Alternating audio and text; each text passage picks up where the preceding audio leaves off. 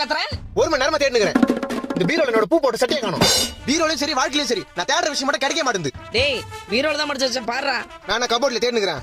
நானும் பீரோல தான் தேடினுக்கிறேன். உன் புடவைங்க மட்டும் அப்படியே அடுக்கடுக்கா காஞ்சி பட்டு, மதுரை பட்டு, கன்னியாகுமரியில இருந்து செங்கல்பட்டு வரைக்கும் மச்சி அடிக்க வச்சிருக்கல.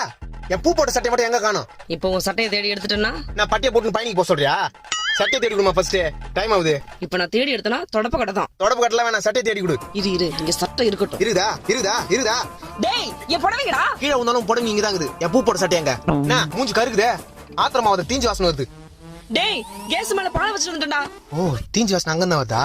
ஐயோ மொத்த பாலும் போச்சு. ஏமா என் பூ போட்ட பூ உன்னால என்னாச்சு பாத்தியா? அம்மா பால் தீஞ்சு போச்சு. என் பூ போட்ட சட்டமா? டேய் இங்க பால் தீஞ்சு போச்சுன்ற பூ போட்ட சட்டையா? இந்த கருத்து நீ ஏன் பாத்துட்டு இருக்கற? என் பூ போட்ட சட்டையே இதாம்மா. பூ போட்ட சட்டை இதுதானா?